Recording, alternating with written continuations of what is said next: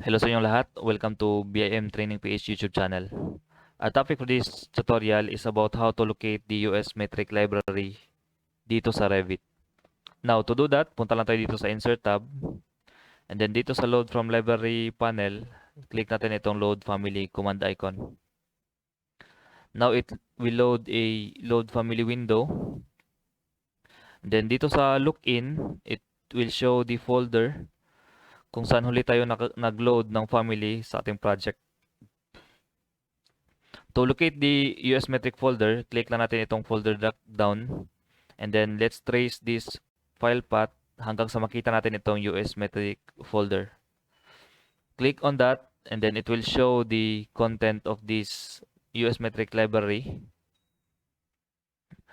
And then from here, you can choose the family folder where you can isolate and then choose a family where you want to load to your project. So that's how to locate the US metric folder. Now, if this solves your problem, you can proceed to your project. Now, if not, if you can see this US metric folder, ang gagawin mo lang is you can trace this file path. The problem of tracing this file path is by default naka-hide yung program data. So if we do this, we go to desktop, we trace this one, go to desktop, PC, this PC or my computer, and then go to your C drive, and then locate the program data. As you can see, hindi ko siya makita sa akin because by default, naka-hide yung program data folder. To unhide the program data folder, just open a computer, my computer or this PC. Open this PC folder window, and then go to view. Tapos make sure na naka-check yung hide hidden items. As you can see, pinapakita niya ngayon yung program data folder.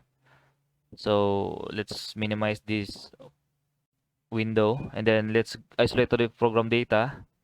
Go to Autodesk and then go to RVT and then the version of your Revit software na ginagamit. Then go to that folder and then libraries, and then here is the US metric library. And then from here you can go to the family where you want to load to your project. No? So for example, let's go to the furniture and then let's say I want this TV stand. Click open. And now it is loaded to your project. Ngayon, kung babalik tayo doon sa load family, in the insert load family, doon na siya pupunta kung saan yung huli na na-load natin na family doon sa project. Okay, so if this solves your problem, you can now proceed to your project. Now, if hindi pa din, maybe your US metric folder is not installed yet to your computer. Now, yan naman yung gagawin natin, no? So, to do that, punta lang tayo sa browser and then let's insert this link to your browser. Yung link na to is nakalagay sa description ng YouTube video na ito. So go to that description box and then click this link for you to be able to go to this link.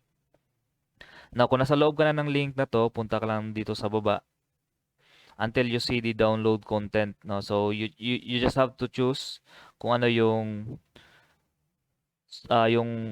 folder Revit version mo. Let's say if your version is 2023, you can click on this. In my case, my Revit version is 2020, so I'll click this Autodesk Revit 2020 content. It will open up a new window. And then dito sa baba, sa drop down, hanapin lang natin ang US metric libraries. So click on that and then it will download. No? So in my case, na-download ko na to save time. Cancel ko lang to.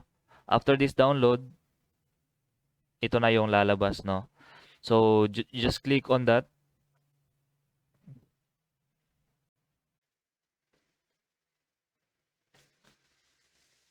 And then it will open up a window.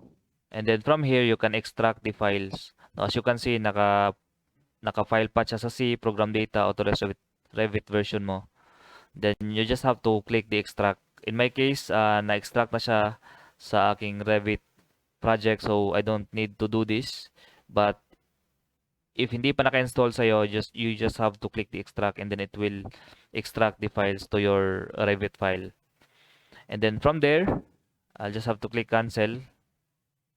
And then from there, pwede ka nang makapag-trace doon sa ginawa natin kanina and then locate the US metric folder.